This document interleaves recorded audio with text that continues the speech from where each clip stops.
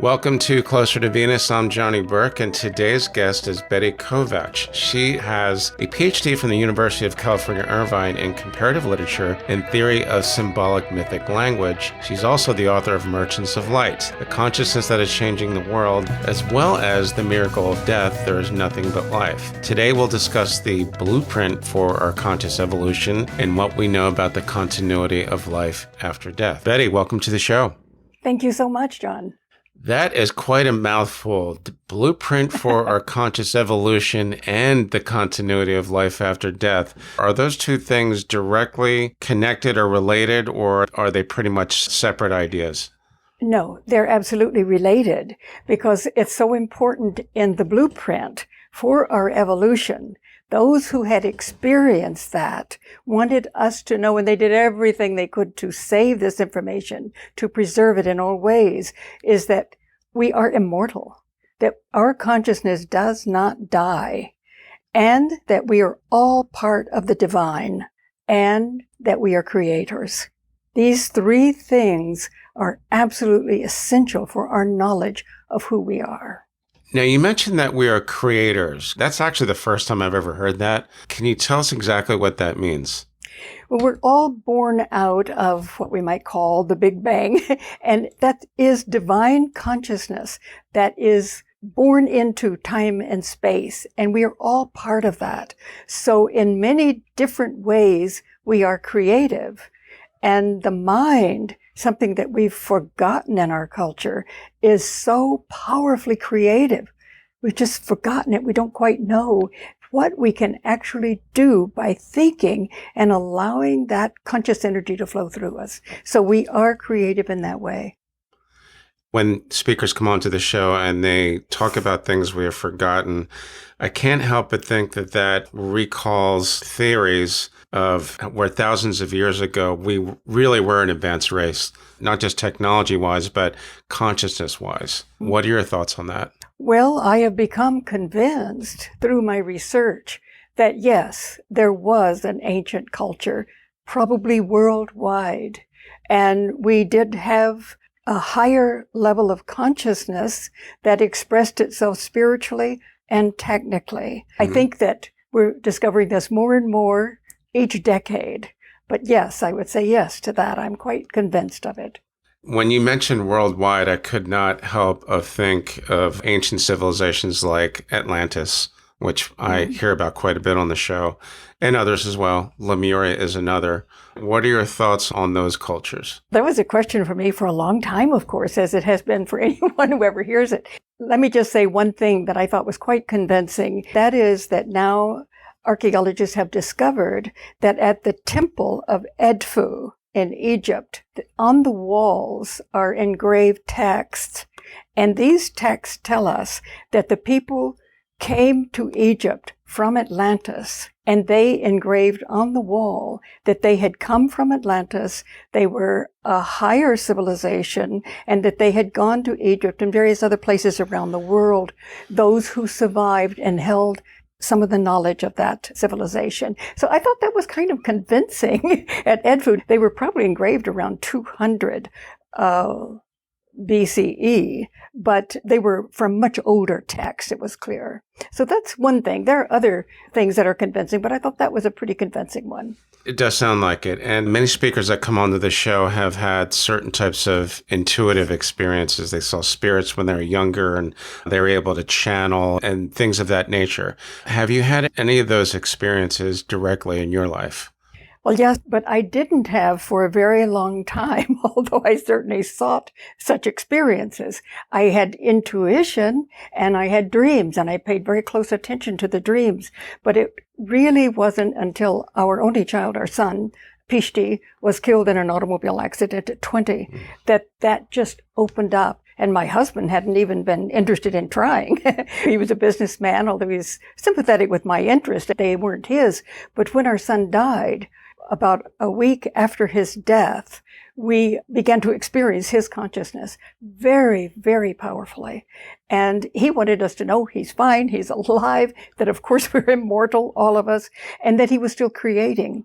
And he also wanted us to know what the earth was going through for the next few decades that we're going to be going through a huge transition, and he wanted to tell us and talk to us about that. But it wasn't only with him that opened up, and we experienced such a vast consciousness that we had no idea about before. In fact, Miracle of Death is a recording of many of those experiences, because we recorded them right after we had them so that we could keep a very precise record of them.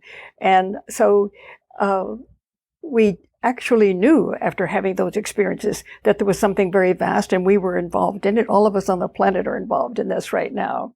So that is in Miracle of Death. A very traumatic experience like that, obviously, it's very hard to go through, but it also seems to have had a vast impact on your work going forward, exploring consciousness and all the things that are connected. Yes, my work would have been historical and based some of the dreams that were very powerful, but it wouldn't have had the power, and I hope it has power.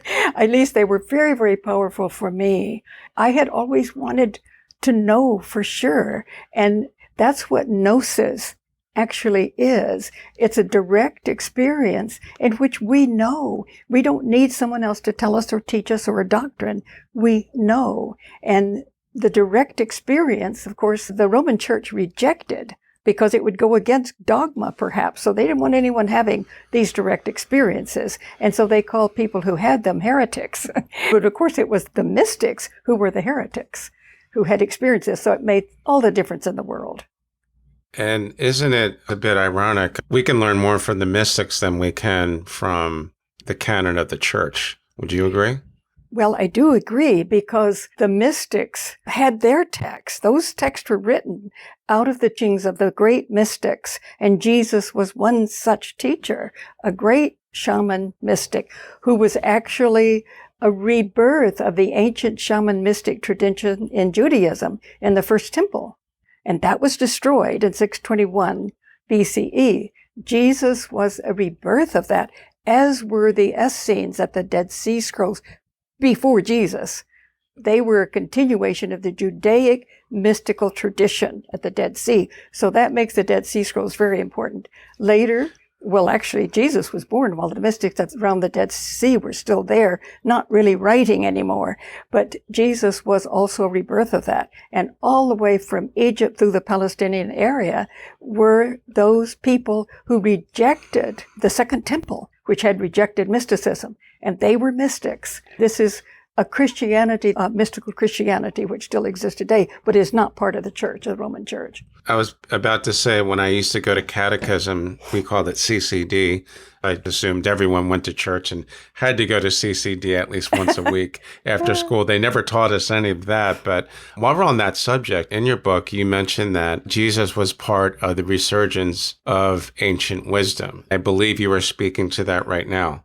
Right? Yes, that's correct. And it's very, very important to know that in 621 BCE, the tradition of Solomon's temple, that first temple tradition, through the work of Old Testament scholar Margaret Barker, we know that it was a shaman-mystic tradition. We didn't know that before. But since the Dead Sea Scrolls have been found, we are able to put all of those texts together, not the Hebrew text and the Christian text, the Bible. They're no longer privileged because we have all of these other texts now that we can see a much larger picture. And so we now know that this first temple tradition was a shaman-mystic tradition. And then it became very clear that Jesus was a mystic, a shaman-mystic, continuing that ancient Hebrew tradition. Now, the scholars and the mystics at the Dead Sea, they were earlier. And they had probably been in existence before they began collecting and writing at the Dead Sea, which was be about 200 BCE up to 70 AD when the temple was destroyed again. So these mystics were scattered throughout Egypt, all through the Palestinian area. But then they began collecting at the Dead Sea, and they then said very clearly, we are the true covenant of Israel. Meaning, we are carrying on the tradition of the first temple, which is shaman-mystic, that we can have direct experience of the divine. It's really interesting because I just recently interviewed someone who wrote a book entitled Jesus, the Ultimate Shaman. Yeah, and I think the way that you explain this, you're going way back in history and talking about mystics, but what this man was saying was a lot of the things that Jesus did appear to be shamanic practices. Shamanism is what, 50, 60, 70,000 years old? Yes, yes. Yeah, about 40,000 BCE, as far as we know. It developed, interestingly, all around the world. I think that's when we learned how to tune in to this vast consciousness that we all are. And of course, a shaman who's well developed could heal. That's very, very important, that healing. And of course, could go beyond the physical laws of nature as we know them. So the miracles were their ability to go beyond those laws that we know. And Jesus seemed to have been able to do that. Yes, and while we're on that subject, another question I had, this was from the book. How is the voice of Jesus different in the Nag Hammadi Gospels as opposed to the New Testament Gospels? Well, that's a very important and crucial question, because the Jesus tradition that existed when Jesus was alive, he was creating the tradition all along. He was a shaman and a mystic, and he was giving out those teachings. But when the Roman Church in the 4th century became the religion of Rome and of the territory, the empire, they took the texts. There were hundreds of texts available, but the church, the men who met to decide which text would go in the canon, the Bible, they were texts that would support what they had developed as their doctrine. I think it's amazing that the teachings of Jesus, many of them are in that text, and they're beautiful because they give us a glimpse of the depth and the beauty and the consciousness that we are capable of. The beauty of that character was very influential to me as a child. I'd go to Sunday school and I would hear these stories of this person who was honest, had great integrity, and loved. That was incredible. However, the church denied so much of the hidden tradition that Jesus, when he was alive, had taught. And he did not teach that he was a god. We didn't know that, though, because those texts weren't chosen by the church. And in Egypt, there was a monastery, and the Catholic Church, monks from the church, visited that area, and they told them, either you get rid of these texts or we'll destroy them. And that was at Nag Hammadi in Egypt. So they didn't get rid of them. They pretended, I guess, but they buried them. And good for them. I know, it was great. And good for us, rather. Good, yes. Isn't it so? Because after the war, they were discovered. Well, of course, there was a lot of political difficulties, both with the Dead Sea texts. They were also discovered after the war, and that was Judaism. But okay, here was Jesus in the Nag Hammadi text, who is not God. And he says, I did not come to save you. I did not die to save you. I came to remind you of who you are. You are the light, and we are divine and conscious and creative. And here is this incredible Jesus who's speaking as a true shaman, that he is saying, remember who you are. You have forgotten. I am here to remind you. The layman's interpretation of that, and correct me if I go off track here, is Jesus said in that text in the Nag Hammadi Gospels, don't worship me, become me. Oh, yes, that's so beautiful. And for people who are interested in the Nag Hammadi text, I would recommend Marvin Meyer's Gospels of Jesus, because he has a wonderful introduction. In many of these Gospels, it's very clear we're not to worship. We are not to worship Jesus, not to follow the Christ, but to become the Christ, which is that higher consciousness. That is so important because, of course, the church could not have power unless they said, you are nothing, you must follow this, you must worship this being outside yourself. And of course, once we put it outside, we are nothing. And that's a great, great shame. And it had a tremendous negative effect on humanity, the Western world especially. Without question. When we first spoke about this, I thought, what would it actually take for the church to basically do a 180 and say, oh, by the way, we were wrong? That's never going to happen. It's not. everything that is aligned with ascension and trying to raise your vibe and everything, that statement, don't follow me, become me, sounds a lot more realistic. Of Agree? course. Well, in the early shamans, there was no doctrine. There was no statements about what we ought to do. It was, how do we release that valve? We're all born into universal consciousness, but there's a valve that we sort of keep all of that from coming in. We sort of just reduce that consciousness to a trickle so that we can brush our teeth, go to the grocery store, do interviews, things like that. The clue was, and this is what the shaman's secret was, how do you release that valve? So many of their rituals were repetitive movements, which we now know does release that valve. Open consciousness, it creates a wave of energy that flows through all the brain components and integrates them. Then that kind of releases that valve, and we remember who we are. After that, we can go back to it. But it's so important that we know that we are all universal consciousness. We all have this ability. Once we know that, then we can begin working on how we want to create worlds, that we create the world that we are in, co-create it. So how can we work together to co-create a better world? Since you just mentioned remembering who we are, I want to go back to when we talked about ancient cultures that were more advanced and knowledgeable about the nature of humankind. Can we talk a little bit more about how they were firmly rooted in a higher consciousness, which was consistent with not worshiping Christ, but trying to actually become him? Yes, well, the information is not as plentiful as we would like, but if we just look at shamans, 40,000 BCE and down, then we see that it's not about worshiping anybody. It's about knowing that we have the ability to move from this dimension into the other dimension of consciousness. When I was in South America working with shamans, they always talked about moving from the tonal to the nagual. It's that we are here in this dimension for very good reasons, consciously. But then when we do our rituals, when we meditate, we move into that other consciousness, which is so incredibly important. Now, the Egyptian culture, when that developed, we could get a better idea from the Egyptian culture than from anything else, perhaps, of what this culture was like, because it was very much a development of heart consciousness, of feeling.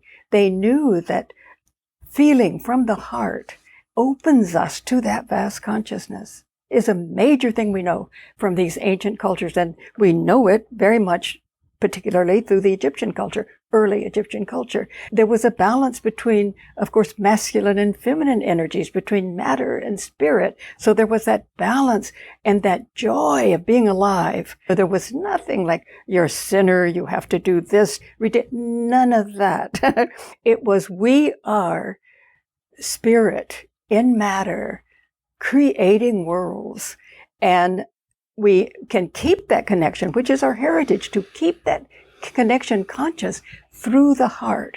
Now we know, even scientifically, that the heart is a brain component, and that the heart gives more information to the brain than the brain gives to the heart.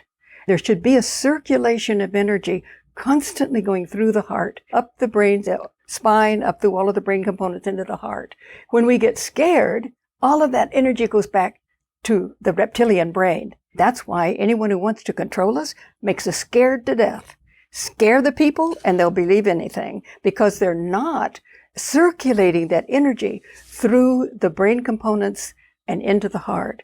So that was the teaching, and it was a joy of being alive. But they also knew that there is no way that you could have a civilization if you didn't have the feeling from the heart. And look at what Western culture's done.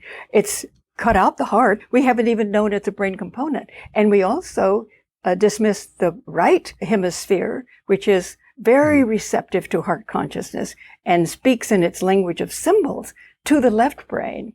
So the symbolic brain has a poetic logic. The Western mind is that, oh, it's nothing, no logic at all. And it gives that logic to the left brain, which does its wonderful work of analyzing and separating, but it must always include the right brain. So we saw that this is what these ancient cultures knew. They understood that, and that's what we lost in the West and became pathological. We've touched on a bunch of different things here, which sounds like the decline of Western civilization, but also in Merchants of Light, this is where you talk about the evidence of shaman-mystic scientist past, I believe you called it, Yes. which was consistently repressed by church and state. Now it's emerging with the blueprint for our evolution. The emergence of that blueprint, how does that coincide with what a lot of intuitives describe as ascension? Is it the same thing or not necessarily? Yes, I think that once we recognize once again that we have everything we need to be who we are, to be fully in that vast consciousness, then come back and create in time and space, that this is the blueprint of allowing our consciousness to be heart-centered, because that opens to that vast consciousness and flow through all the brain components. That opening to the vast consciousness is our ascension and integrating it. Does that have something to do with moving from third dimension or third D to 5D, as well as moving away from the masculine energy to the feminine energy or the divine feminine? Or are we seeking more of a balance between the divine masculine and the divine feminine? Definitely a balance. We in the West have repressed, suppressed the heart consciousness, which was always symbolized as feminine. The feminine was the life giver, soul, nature. So once we suppress that and repress that, we just developed the left brain, rational consciousness. This was a loss of the blueprint. The blueprint is taking consciousness in through the heart to feel everything and allow it to flow through the brain, all of the brain components that we've developed, which would be the feminine, we'd call the heart and symbolic right brain, into the masculine. And the masculine is a very important brain component because it analyzes it. We love that in the West, and I love it, that looking at things from a rational perspective, what we call scientific, but it has to flow back in to the right brain and its connection to heart, the feeling, and balance. So it's a balance between the masculine and feminine. The masculine has suffered just as much as the feminine from this repression and suppression because it can't be who it is without its partner. And this is what, of course, in the Nag Hammadi text and the Jesus of the Nag Hammadi text is that Jesus was married to Mary Magdalena. He loved her and he was sexually related to her.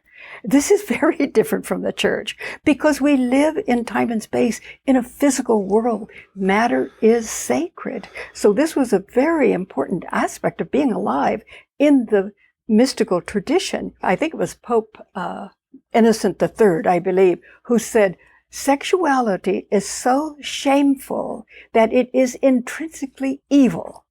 And another theologian said, wherever sex is, the Holy Spirit is absent. This is pathological. It's interesting that you mentioned that because the Pope making a statement like that, that's actually closer to blasphemy than anything else. You have to kind of turn your brain upside down to like really understand their logic because I never could. There's no logic in it. Even as a young boy, I thought something doesn't really quite add up or make sense here. No, we were born into that pathology. There's good things about faith communities, but the more I interview people on the show and these type of things come up, I think many of us realize that religion, with all due respect to people that go to church, it does tend to get in the way. For those that want more answers, there are people that go to church and they're content to just go through the motions and network with people and meet new people. And I guess there's nothing wrong with that. But at the same time, what you're saying is that what they're doing is teaching inaccuracies. It's not correct. That's right. They have selected a few texts and tampered with them, and many things that I hear Christians say that the church teaches, I don't know where they find it even in those texts. Let me go just for a moment to the Gospel of Philip, which is in the Nag Hammadi text. And in the Gospel of Philip, he teaches the teachings of Jesus, and that sexuality, the actual sexual coming together of male and female, is the Holy of Holies. It is the sacred initiation into the depths of who we are. This is so different from what the church teaches. Of course, they don't want to look at the Nag Hammadi text, because in this, Jesus is married to Mary Magdalena, and the sexual act is where God is. It is where the Holy Spirit is. This is the initiation, the experiencing of the sacred marriage of matter and spirit, and recognizing that matter is sacred. I've never heard it explained like that, but to me, it's a union. Yes. Casual or not, there's a reason why people are attracted to each other. It's a beautiful reason, yeah. And to have made it evil, it is pathological. We have to recognize that. This emerged very clear at the time of the First Temple, 621 BCE, under Josiah, when the Deuteronomists, they were a minority group of priests, that they then destroyed everything of the First Temple. The Shaman-Mystic tradition was destroyed, and the feminine was prominent because she and the masculine, the union was sacred, and she had images all over the place. They destroyed all of the images of the feminine. Her sacred trees, she had groves of trees because the tree was a symbol of life and becoming conscious. Destroyed all of those trees. Wiped out the feminine and wiped out the wisdom literature about the blueprint for our development. Some Jews took it to Egypt and it was saved. But this was a time when we look at that story of the tree. I used to think as a kid, what a horrible story, but didn't know what to do with it. Why would God not want us to be conscious?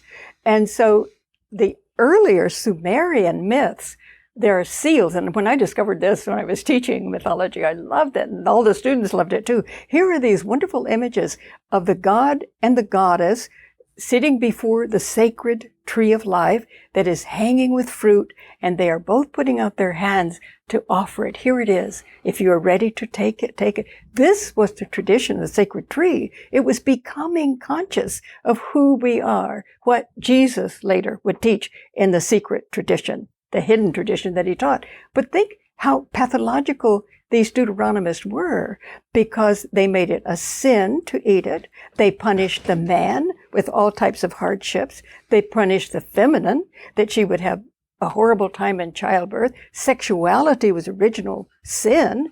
Everyone is born out of sin. This is totally pathological, and it's a complete inversion of our true story. They literally did invert the story and disconnected us from the truth of who we were. This is actually right from the book. Yes, and the Roman Church continued that, Yeah, they did, without question. Now, the Deuteronomists, did they have anything to do with the eradication of any mention of reincarnation in the Bible, or was that another council? Well, many Christians, this is long after the First Temple was gone, when Christianity came into being, and they still believed. They did believe in reincarnation. And I think in terms of Christianity, the Roman Church had a lot to do with that. And now, of course, that knowledge is coming back. There is so much scientific. We'd have to call it scientific. It's not just anecdotal, because when you put all of these anecdotal experiences together, they form a coherent system, a body of evidence. The evidence sometimes is just absolutely astounding. So those who have read the evidence know that reincarnation does take place. But I think that in terms of Christianity, the Roman Church had more to do with that. This has been a pretty incredible explanation of how the church really did interfere with the natural course of things. Would you say they inverted the myths? Precisely. They did. And also Jesus is an inversion, because the Nag Hammadi texts show us that Jesus wanted to give us the blueprint for our awakening. And the church inverted that into a God outside of us that we should worship. That means we're not going to have that experience. If anybody said they had a direct experience, a Gnostic experience, they were a sinner. They were heretic and were pushed out of the church. And the great mystics of Christianity had a very difficult time staying within the church. The church wanted to get rid of all of them. because that would reduce their power. It is so sad to see that from 621 with the Deuteronomist and the continuation in the 4th century with the church, that we have been suppressed. We've actually lived in a pathological culture since then. That may seem strong, but it isn't, because the right brain was suppressed, the heart, nobody knew anything about it. And you take the authorities' word for things rather than going within and knowing for yourself. When we talk about ascension and an emerging blueprint, the mystics will eventually convince and influence a lot of us to really see the light, to see who we really are. Would you agree? Yes, and I think it's important for us to remember, trust our hearts, trust our intuition, look at our dreams, and awaken to our own ability. We are all potential mystics, and Jesus teaches that in the Nag Hammadi text. You are light, and you come from the light. I have this in the book, and I love this from Nag Hammadi text. Jesus says, if you bring that forth, what is within you, it will save you. But if you don't, it will destroy you. And I think that's what we see in Western culture. We have not brought forth, each one of us, what is within us that will save us. It's always an outside power trying to control us. That's as true today as it was then. And we need to know that I've always felt that those who've gone before me and have had these experiences, they guided me, they helped me to keep open. But it was my own experience in which I knew. And I didn't care what anybody else said. I knew that. And this is something that's very, very sad to me, is that I know people who are part of the church, and the church has been a great community for them. But what happened is that they had some experiences of their own, and the church convinced them that it was of the devil. That is still being taught, that our own inner experience, mystical experience, is of the devil. That's a shame. Oh, that is heartbreaking. And yet there are people living that way today and ignoring their own experiences. So I think the underlying message is bring the light. That basically is the way. Betty, thanks so much for joining us. Really enjoyed this discussion. How can our listeners find out more about you online? They can go to the Kamlak Center, kamlak.com, Kamlak. I will put that in the show notes and the transcript as well. You've been listening to Closer to Venus. I'm Johnny Burke. If you enjoyed today's episode, please consider subscribing. You can also leave us a review on iTunes as well. Thanks again for tuning in, and we'll see you next time.